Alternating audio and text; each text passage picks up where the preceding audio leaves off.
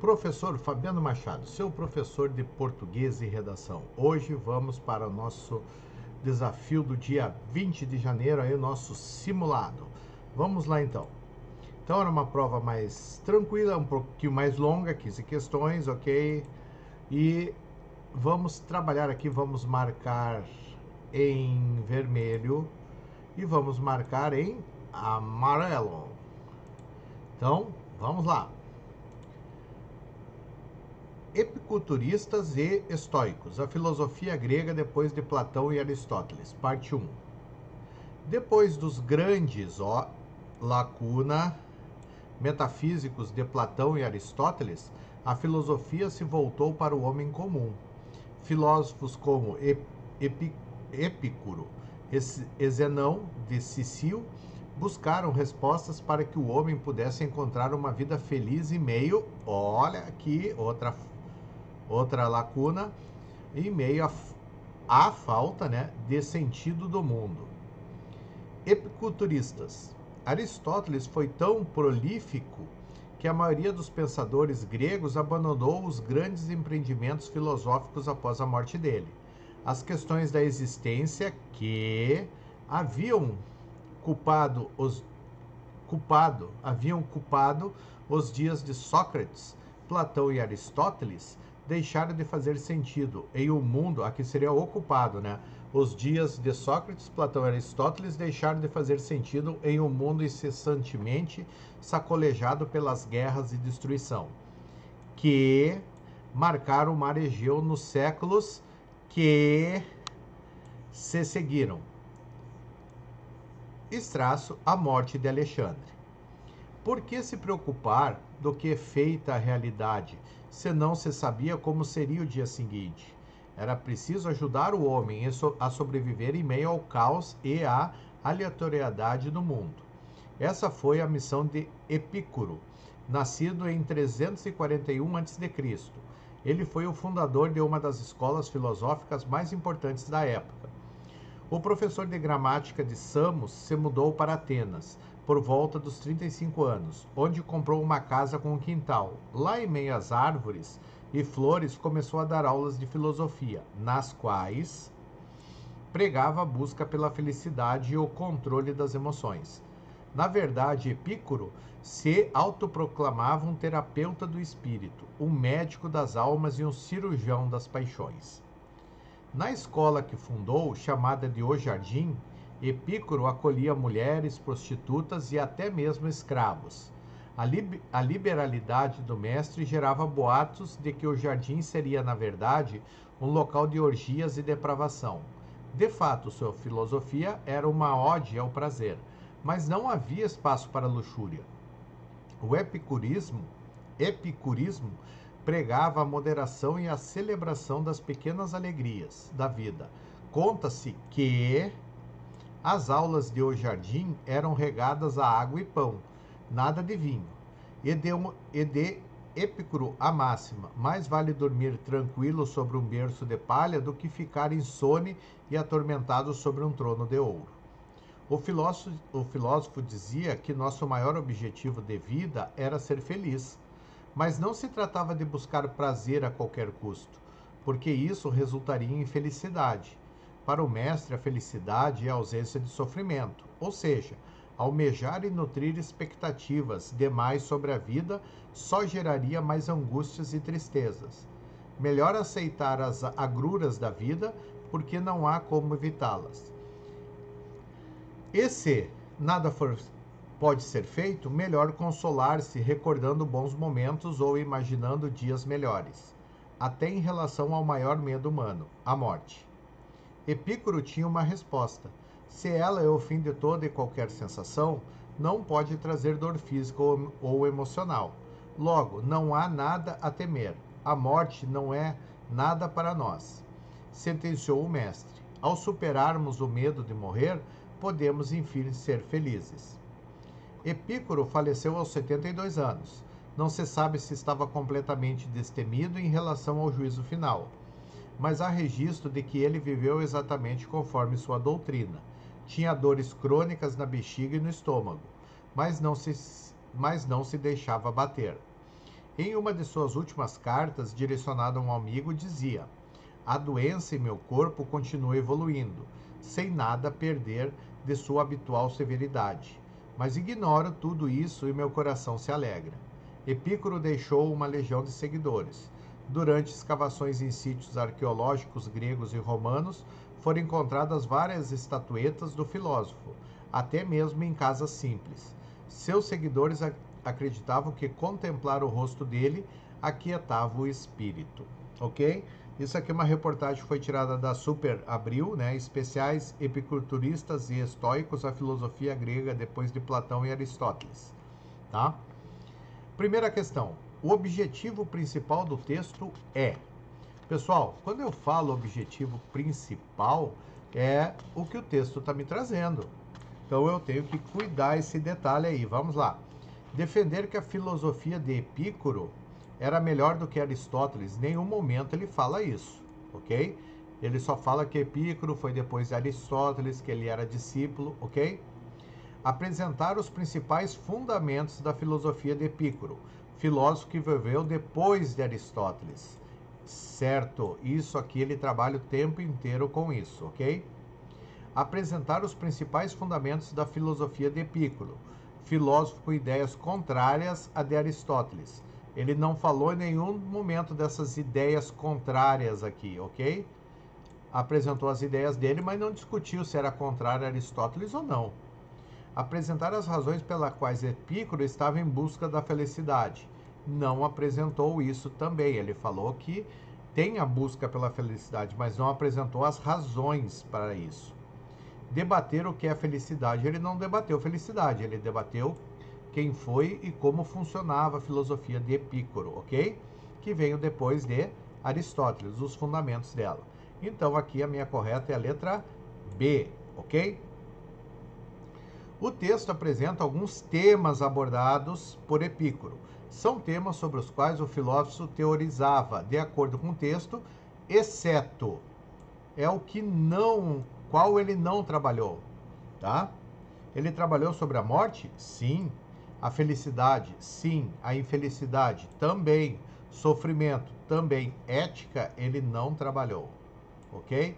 Então aqui ele não trabalhou com a ética, então ele quer saber o exceto aqui, qual é o único que ele não trabalhou, ok? Tomando base pelos textos, né? Analisa as seguintes asserções e a relação proposta entre elas. Segundo Epícoro, o objetivo da vida não é procurar a felicidade, custe o que custar. Tá? Isso aqui é um assertivo que correto, ele fala isso lá no texto, tá? Se agirmos dessa forma, só nos angustiaremos. Sim, ele fala. Então as duas assertivas estão corretas.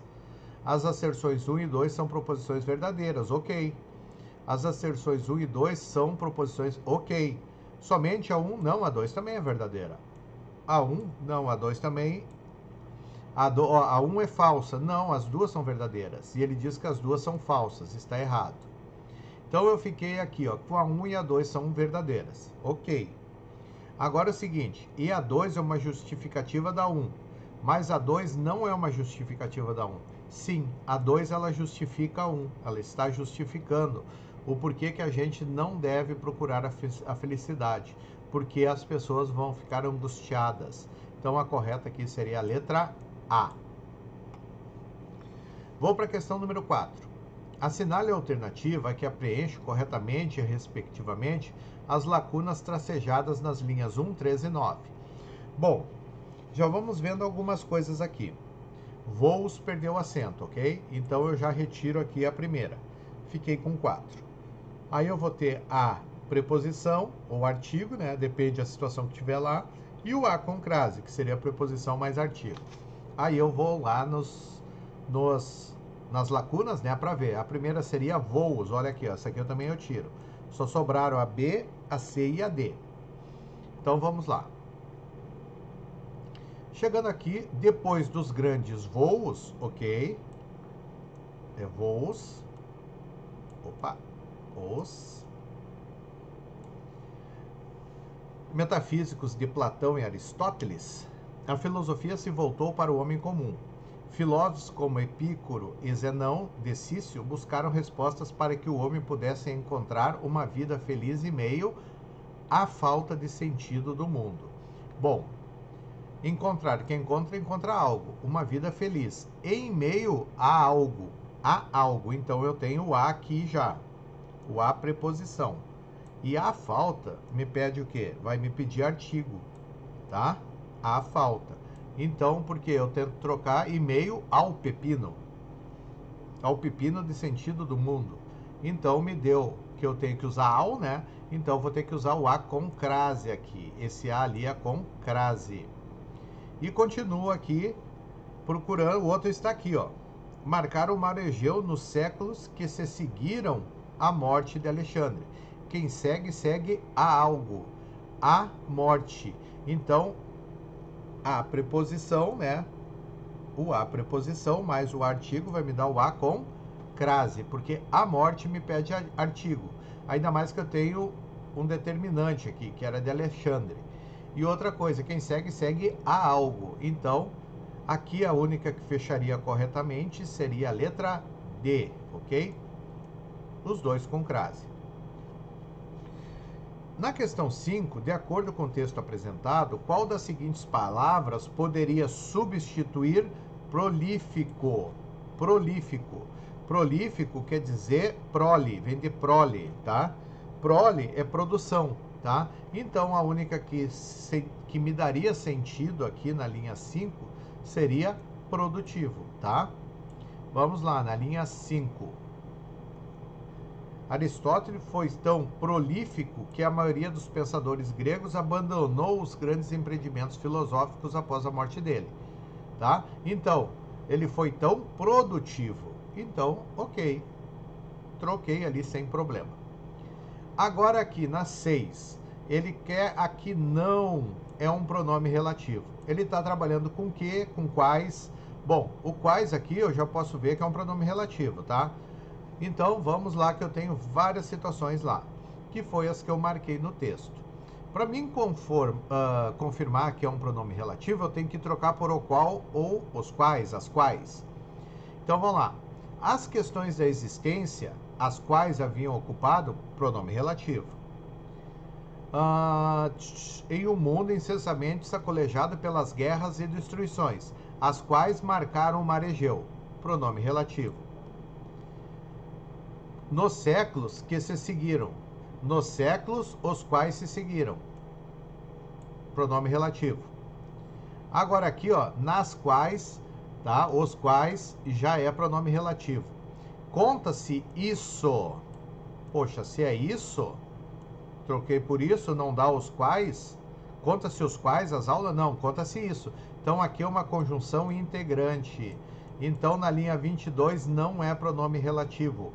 É uma conjunção integrante. E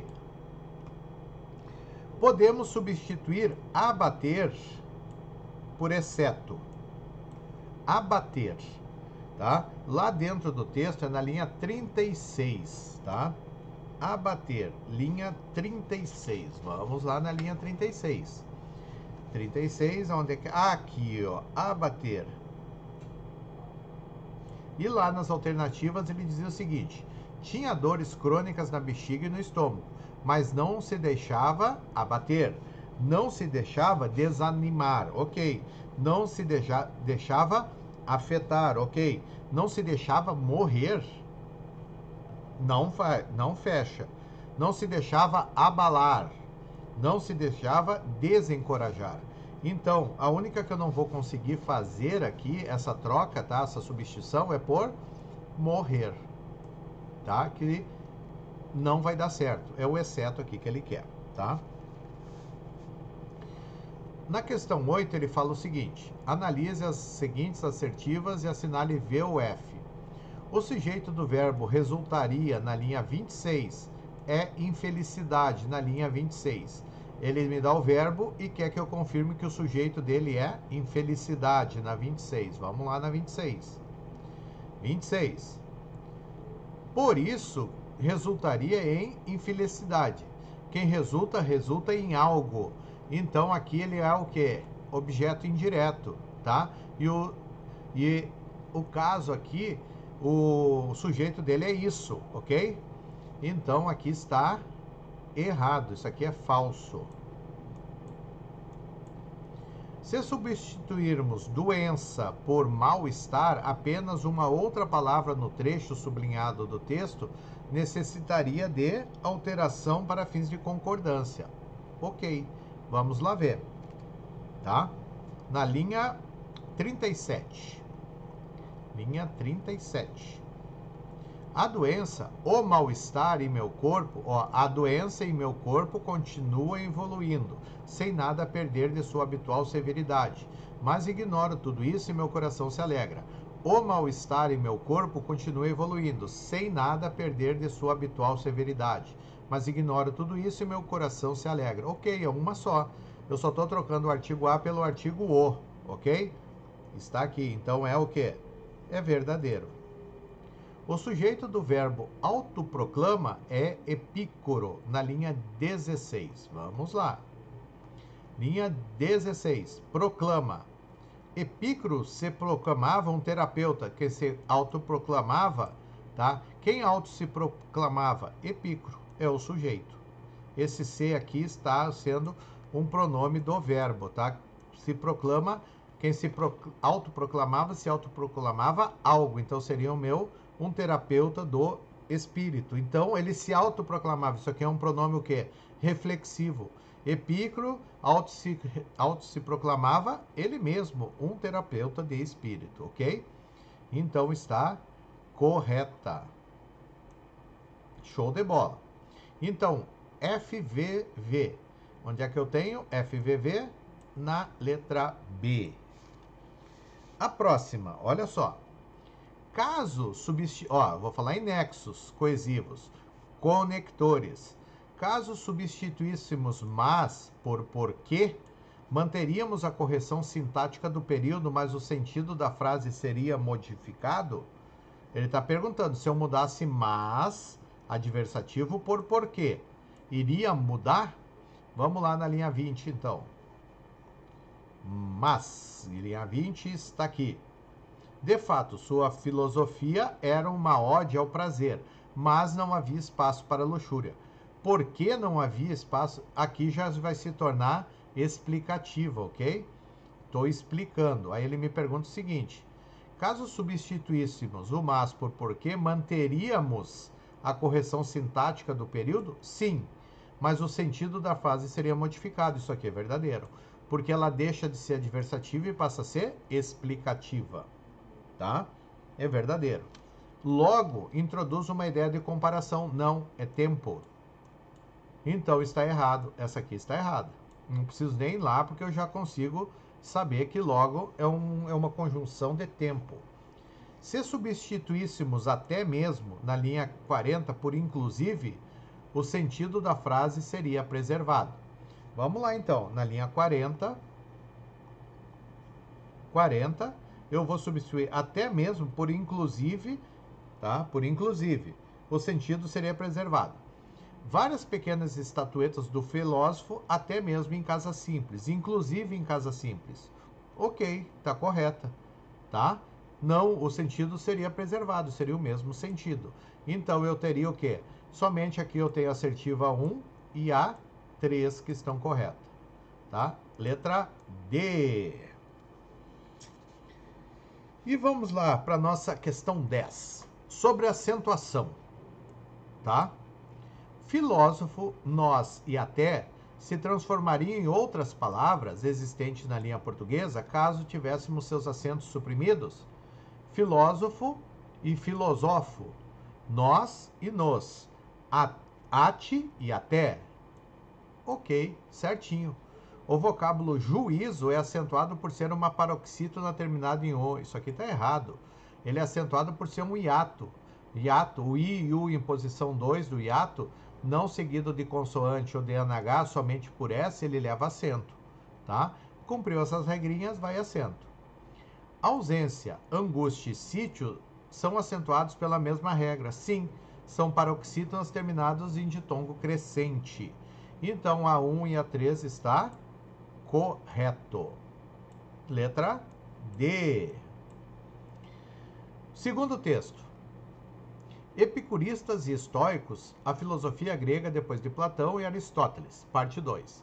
Agora ele vai trabalhar os estoicos. Anos depois da fundação do Jardim, ó a vírgulazinha aqui, ó. Uma outra escola filosófica tomou forma na Grécia. Zenão de Sicílio, nascido em 324 a.C., fazia palestras em locais públicos de Atenas. Um de seus, aqui deu probleminha aqui, mas vamos lá. Preferidos para o prédio Stoa Poikile, ou Pórtico Pintado, situado na Ágora, a praça grega. Ó o P aqui, ó. Por 5 causa da palavra Stoa.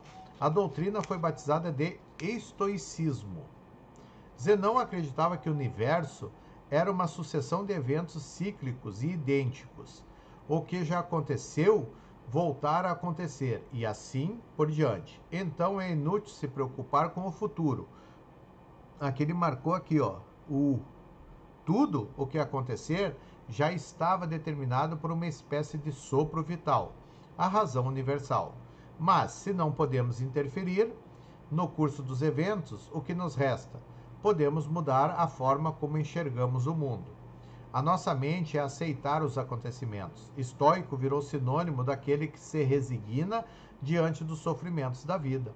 Um dos mais famosos conceitos da escola, a ataraxia, significa ausência de inquietação. Um dos mais notórios seguidores do estoicismo foi Sêneca, 4 a.C., 65 d.C. O filósofo, nascido na região de Córdoba, que viveu grande parte de sua vida em Roma, como conselheiro de Nero, por décadas, o epicurismo e o estoicismo disputaram a atenção dos antigos e seguiram travando embates na Ágora de Atenas. Apenas de distintas, as duas escolas tinham uma ética comum. Ambas acreditavam que a filosofia era um modo de vida. Épicuro e Zenão defenderam princípios avançados para a época, como a igualdade entre os homens.